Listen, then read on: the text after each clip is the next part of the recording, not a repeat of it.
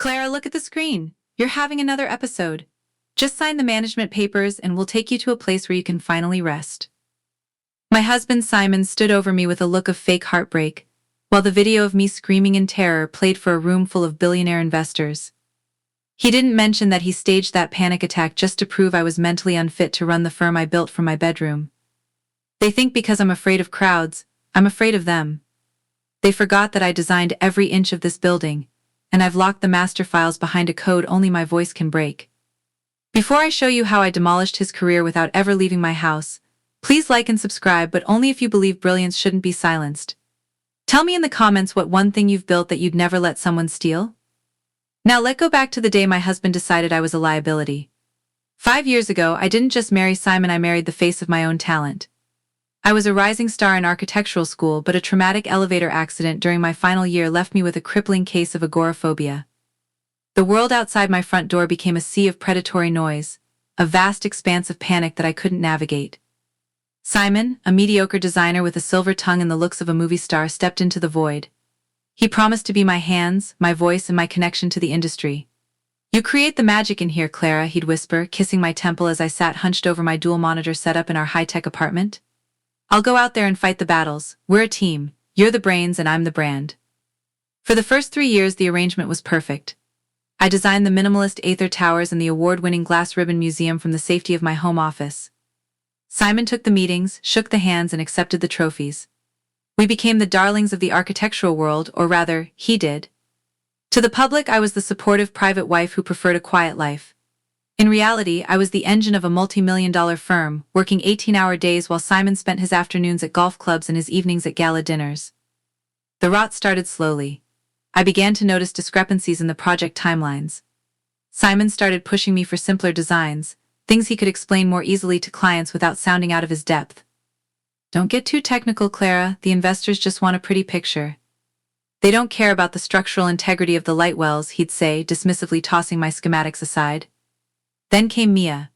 She was hired as a creative liaison to help Simon with the workload I was supposedly struggling with. Mia was everything I wasn't: extroverted, fashionable, and utterly ruthless. I watched her through our home security cameras, the very system I had designed. As she and Simon sat in his office, their heads close together, not over blueprints but over my bank statements. "She a liability, Simon," I heard Mia whisper one rainy Tuesday afternoon. The microphones I'd hidden in the ceiling picked up every word. "If she ever decides to come out of that room and claim credit, your career is over. You're just a handsome man with a stolen portfolio. We need to secure the Vance archive before she realizes she doesn't need you." The Vance archive was my life work. A digital vault containing every 3D model, every innovative structural calculation, and every patent I had developed. It was the firm's only real asset. Soon after the incidents began, Simon started gaslighting me about my medication. He'd tell me I'd forgotten to take my anti-anxiety pills, then let secretly double the dose in my morning tea. I started feeling sluggish, my vision blurring, my thoughts drifting like smoke. One evening he hired a private caterer for a small home dinner. In reality, it was a setup. He'd invited a high-profile journalist and a psychiatrist friend of his. He'd tampered with the smart lighting in the dining room, causing it to strobe at a frequency he knew triggered my sensory overload. I had a massive public panic attack in my own dining room. I screamed, I hid under the table, I lost my dignity. Simon held me, looking at the journalist with tears in his eyes, whispering about how the pressure was finally breaking her. The journalist wrote a sympathetic but devastating piece about the tragedy of the Vance wife. It was the perfect opening. Simon used that article to petition for an emergency temporary guardianship, claiming my agoraphobia had morphed into full-blown paranoid schizophrenia. "It for your safety, Clara," he told me the next morning, sliding a document across the bed. "If you sign the firm's intellectual property over to me, I can protect you from the lawsuits. If the investors think you're in charge, they'll pull the funding for the Summit project. We'll lose everything." The Summit project was a 60-story carbon-neutral skyscraper for the Global Green Initiative. It was my masterpiece. I looked at Simon, seeing the predator behind the husband for the first time. I didn't sign. Instead, I retreated further into my office, locking the door with a biometric seal he couldn't bypass. I knew I couldn't fight him in the streets. I couldn't even walk to the mailbox without my heart stopping. But I had built the digital world he lived in. Every server in the office, every tablet Mia used, every smart lock in our home was part of a grid I controlled. I started by embedding a structural rot in the Summit project BIM building information modeling file. To any casual observer, the 3D model looked perfect. but deep in the code I adjusted the weight distribution algorithms. If the building were built according to the file Simon was about to present, the top 10 floors would literally slide off the foundation during a high-wind event. I was the only one who knew how to fix the glitch. I also began recording. I captured Mia and Simon laughing about the crazy woman in the attic. I recorded Simon bragging about how he'd never even opened a CAD computer-aided design program in his life. The night before the big presentation, Simon came to my door. He didn't ask me to sign anymore, he sounded triumphant. Tomorrow, Clara, the board votes on the guardianship. And tomorrow I present the final summit files. I found your override codes in your old notebook, you're done. After the meeting, the ambulance will be here to take you to the sanitarium in the hills. Rest well, it's a long drive. He walked away laughing. He thought he'd found my codes. He didn't realize that as an architect I never used the same foundation twice. The codes he found were a honeypot, a trap designed to lock him out of the system the moment he tried to use them in public. I sat at my desk, the glow of the monitors illuminating the tears on my face. I was terrified. The thought of the boardroom, even through a screen, made my lungs seize. But I looked at the model of the summit skyscraper, the beautiful soaring structure that was mine. You want a show, Simon? I whispered to the empty room. I'll give you a masterpiece. The morning of the board meeting, the apartment felt like a tomb with the lights left on. Simon was humming as he polished his Italian leather shoes, the sound vibrating through the vents and into my office. He looked like a savior in his charcoal suit, the grieving, burdened husband ready to shoulder the weight of a dying genius. Clara, darling, he called out, tapping on my locked door. The ambulance will be here at 4. I've already packed your favorite silk pajamas. Don't worry about the summit project. Mia and I have it under control. We found the master decryption key in your desk drawer last night. I didn't answer. I sat in my ergonomic chair, my hands trembling so violently I had to sit on them to make them stop. Through my monitors I watched him leave with Mia. They were laughing in the elevator, Mia adjusting his tie, their reflections caught in the mirrored walls. They looked like the future of architecture. I looked like a ghost in a dark room. As soon as the elevator hit the lobby, I went to work. My agoraphobia made the physical world a nightmare, but the digital world was my kingdom. I initiated phase overlord. The master key Simon had stolen was a phantom, a decoy I'd planted months ago. The moment he plugged that drive into the boardroom secure server, it wouldn't just open my files, it would trigger a silent broadcast. I had spent the last 72 hours scripting a specialized AI overlay. It was designed to analyze Simon's speech patterns in real time. Every time he claimed credit for a specific design element, the cantilevered gardens, the kinetic solar skin, the system would flag it. By noon, the board members of the Global Green Initiative were seated in the top-floor conference room of the Vance Sterling headquarters.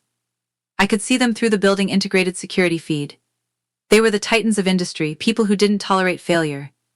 Simon stood at the head of the table, his smile radiant. Thank you all for coming. As you know, my wife Clara has been unwell. It's been a heartbreaking struggle. But as the lead architect and CEO, I've ensured that her vision remains intact. Today I present the final blueprints for the summit skyscraper. He slid the thumb drive into the console, my heart hammered against my ribs like a trapped bird. Accessing the encrypted layers now, Simon said, typing in the fake code. On my screen a red progress bar appeared. Decoy executed. System override initiated. Simon began his presentation. He talked about the aerodynamic curvature as if he'd spent nights calculating the wind load. He gestured toward the structural ribs as if he knew why they were spaced at exactly 1.8 meters. I designed these supports to mimic the skeletal structure of a bird, he lied, his voice smooth and confident. In my office I felt the familiar cold sweat of a panic attack. The room felt like it was shrinking. The air felt thin. I can't do this, I thought. I'm just a woman in a room, he the one they believe. But then, I saw Mia.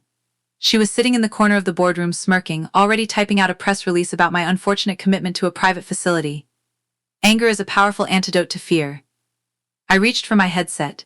My voice felt like it was buried under a mile of silt, but I forced it out. Initiate voice command alpha. Voice recognized. The computer chirped. On the boardroom massive 8K screen, the beautiful 3D model of the summit project suddenly flickered. A deep, pulsing red light began to emanate from the foundation. What happening? One of the board members asked, leaning forward. Is that a structural warning? Simon's smile faltered. He tapped the console frantically. Just a minor rendering glitch, let me just. He entered the override code again. This time the system didn't just flicker. It began to simulate a worst-case scenario. On the screen, the weight distribution algorithms I had tampered with took over.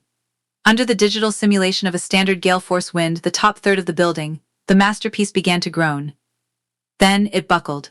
The glass shattered, the steel twisted, and the entire structure collapsed into a heap of digital rubble right in front of the investors. "Simon," Mia hissed, standing up. "What did you do?" I don't know," Simon shouted, his poise evaporating. "The file was fine this morning. It must be a virus. Clara must have planted a virus." The chairman of the board, a man who had invested $2 billion into this project, stood up. His face was like stone. "Mr. Sterling, if this simulation is accurate, you've just designed a death trap. Explain the math. Now." Simon stared at the screen. He looked at the complex calculus scrolling in the margins, the math he had never understood. He opened his mouth, but only a dry, wheezing sound came out.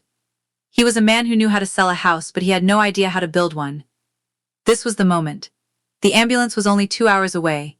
If I didn't speak now, the world would believe his virus theory, and I would be dragged away in a straitjacket. I took a deep breath, closed my eyes, and imagined the boardroom wasn't full of people but just a collection of geometric shapes. "The math isn't a virus, Simon," I said, my voice broadcasting directly into the boardroom speakers, clear and cold as ice. "It's the truth. And since you're the lead architect, why don't you tell the chairman why the shear walls failed at a wind speed of 120 kilometers hit?" The room went silent.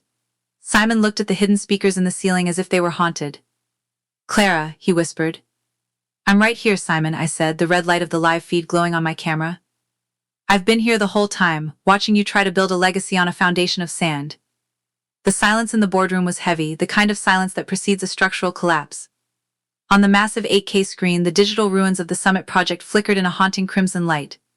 Simon stood frozen, his hands still hovering over the console as if he could magically undo the catastrophe. "Clara." Simon's voice was a ragged whisper, the charm stripped away to reveal the terrified fraud beneath. "Gentlemen, I apologize. My wife is clearly having a manic episode. She hacked the system to sabotage the firm. Security shut down the feed." "The feed is hard-coded into the building's primary server, Simon," I said, my voice steady, broadcast through every hidden speaker in the room. "The same server you tried to wipe this morning. Too bad you didn't realize I moved the encryption keys to a local cloud hosted right here in my office." The chairman, Mr. Sterling, no relation, but a man with a much harder edge, ignored Simon entirely. He looked directly at the camera lens embedded in the wall. "Mrs. Vance, you claim this simulation is accurate? That the design we just spent 18 months funding is a death trap?" "It's a death trap because Simon doesn't understand the difference between a load-bearing column and a decorative pillar," I replied. "He'd been presenting my drafts, but he couldn't wait for the final stress test. He stole a version I'd intentionally corrupted to see if he'd even noticed the error. He didn't. He was too busy picking out the marble for the lobby." Mia, sensing the ship was sinking, stood up, her face a mask of professional concern. "Clara, this is a very serious accusation. Simon has been the lead on every project for 5 years. Are you saying you've been ghost designing everything?" "I'm saying I am Vance Architecture," I said, "and I have the receipts. I didn't just show them the math, I triggered the second part of my script." The 3D model of the building dissolved, replaced by a split-screen interface. On the left, a series of time-stamped screen recordings showed me working on the Summit project at 3 in the morning, my face illuminated by the monitors, my fingers flying over the keyboard. On the right, a private hidden camera feed from Simon's office played, the one I'd installed for security. The room watched in grim fascination as the video played. It showed Simon and Mia clinking glasses of champagne 3 days ago. "She getting suspicious, Simon," Mia recorded voice purred through the speakers. "The guardianship papers need to be signed before the board vote. Once she in the facility, will sell the patents to the highest bidder and liquidate the firm. Who going to listen to a woman who thinks the walls are talking to her?" "Nobody," Simon laughed on screen, leaning back in his chair. "She my golden goose, Mia.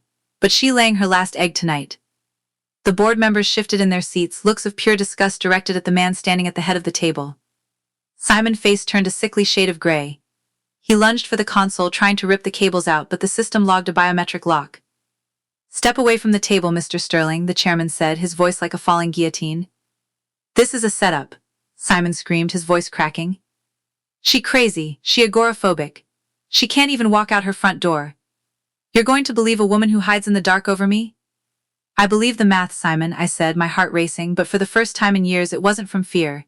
It was from the sheer cold adrenaline of justice. "And the math says you're a thief." "I've already forwarded these recordings and the original uncorrupted blueprints to the city building department and the police. The guardianship hearing you scheduled for tomorrow, I've moved it up to right now." I hit a final key on my board. The doors to the boardroom hissed open. 2 officers and a representative from the medical board walked in. They weren't there for me. Simon Sterling, the lead officer asked. We have a warrant for your arrest on charges of corporate fraud, identity theft, and conspiracy to commit medical malpractice. Mia tried to slip out the side door, but the chairman private security blocked her path. Wait, Simon shouted, looking at the camera as they cuffed his hands behind his back. Clara, you can't do this. You need me. You can't even leave the apartment. Who going to run the company? Who going to take the meetings? I looked at the monitor, seeing my own reflection, pale, exhausted, but with eyes that were finally clear. I don't need a face for the brand, Simon, I said. I've spent 5 years building the world from the inside out. I think it's time the world learned how to come to me. As they led Simon and Mia away, the chairman stood up and looked into the camera. There was a newfound respect in his eyes, a recognition of the power that had been hidden behind a closed door for far too long. Mrs. Vance, he said. The Summit project is currently a pile of digital rubble. How long will it take you to fix the math? I took a deep breath. My hand moved to the mouse, clicking open the real final file, the one I'd been keeping in a private offline server. The 60-story skyscraper bloomed on their screen, glowing in a steady, perfect blue. I've already fixed it, I said. Now let's talk about the contract. In my name, only. The boardroom cleared out as the police led Simon and Mia toward the service elevators. I watched the security feed, my chest heaving, the adrenaline finally beginning to ebb, replaced by a cold, hollow silence. For 5 years, Simon had been the air I breathed, the filter through which I saw the world. Now he was just a pixelated figure in handcuffs on a flickering monitor. I leaned back in my chair, the darkness of my office suddenly feeling less like a shield and more like a cage. My phone buzzed on the desk, a private line I'd kept hidden. It was Elena, my lawyer. Clara. The warrants are processed.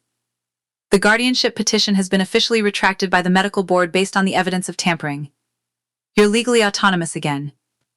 Thank you, Elena, I whispered. Is it really over, the legal part? Yes. But Simon is screaming for a lawyer. He claiming you're holding him hostage emotionally, that he was the one trapped by your illness. He going to try to take half the company in the divorce. I looked at the blueprints for the Summit project. He can try. But he forgot that I own the patents for the very software he used to sign those contracts. If he wants to fight, he'll be fighting an algorithm that knows his every move. I hung up and sat in the dark for a long time. Then, I heard a sound that made my blood run cold. The front door of the apartment opened. It shouldn't have. Simon was in custody. Mia was being questioned. I checked the hall camera. It was empty. The smart lock log showed a manual override from a master key I thought I'd deactivated. Clara. The voice was soft, but it wasn't Simon's. It was Arthur, the firm's senior partner and Simon's father. He was a man of old-school architecture, stone, steel, and absolute silence. He walked into the living room, his silver-tipped cane clicking against the marble floor. I know you're in there, Clara. Open the door. We need to discuss the future of the Vance Sterling legacy.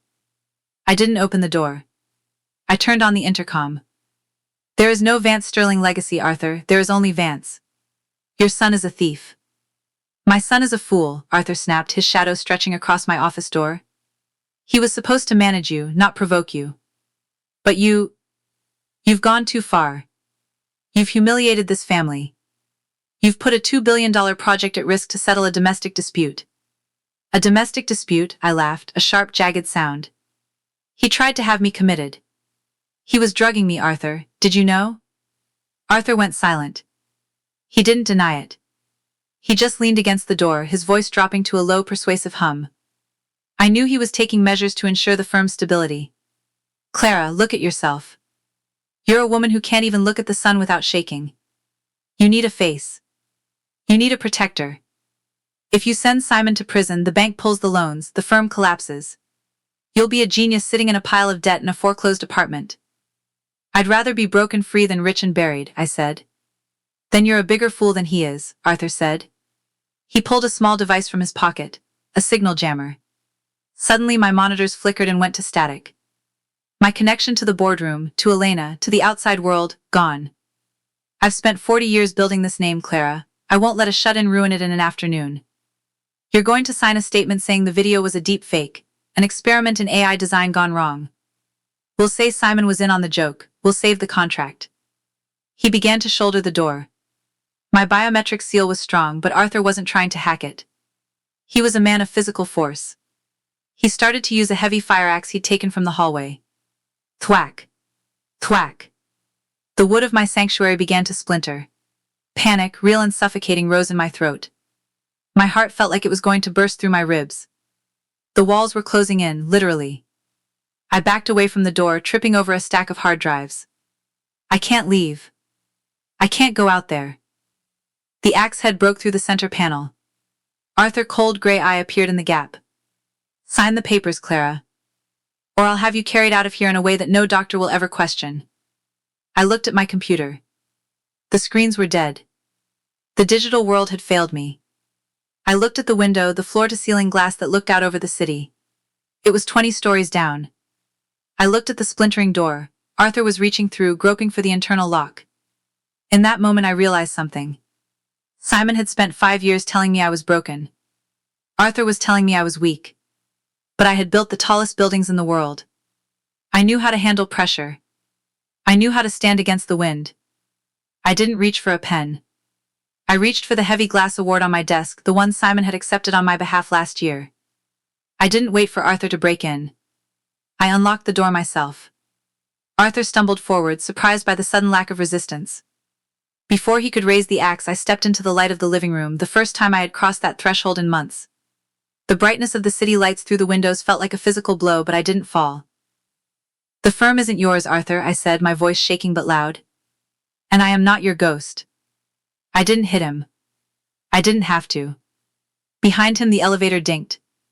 Elena hadn't been waiting for my call, she had been calling the police. Arthur turned, seeing the officers flooding into the foyer. He dropped the axe, his face a mask of aristocratic disbelief. "She unstable," Arthur shouted, pointing at me. "Look at her. She attacking me." But I wasn't attacking. I was standing. I was breathing the air of the living room. I was looking at the city I had designed. "I'm fine, Arthur," I said, looking him in the eye as the police moved in. "I'm just moving out." The renovation of the Vance headquarters took 6 months, but the renovation of my life took much longer. I didn't sell the firm, and I didn't hide behind a spokesperson. The day the Summit project broke ground, I didn't watch it from a monitor in a darkened room. I stood on the sidewalk, surrounded by 1,000 people. The noise was a roar, a sea of chaotic energy that once would have made my lungs seize and my world go black. But as the crane lifted the first steel beam, my beam, calculated to the millimeter, into the sky, I took a breath. It was deep, cool, and steady. Simon and Arthur are currently serving their sentences in a minimum security facility. Their names stripped from every architectural index in the country. Mia took a plea deal, testifying against them in exchange for a suspended sentence. She now working in real estate in a city where nobody knows her face. I still have bad days. Sometimes the elevator ride to the top floor feels a little too long, or the crowd at a gallery opening feels a little too close. But I don't run anymore. I built the walls of this city, and I've finally learned that I don't have to live behind them. My office is now at the very top of the Summit building. It made entirely of glass. People call it the Crystal Command, but to me it's just a room with a view I earned. I'm no longer the ghost in the attic, I'm the woman who owns the skyline. I reached out and touched the window pane, feeling the faint vibration of the city below. It was solid. It was real. And for the first time in my life, so was I. If you've ever felt like the world is too loud or like you have to hide your brilliance to survive, remember this. The structures we build are only as strong as the truth we stand on. Don't let anyone turn your sanctuary into a prison.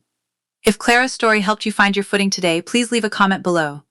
I want to know where you're watching from and what time it is there, but most of all, I want to know that you're stepping out into the light. Don't forget to like and subscribe for more stories of reclamation and courage. Thank you for walking through the grid with me.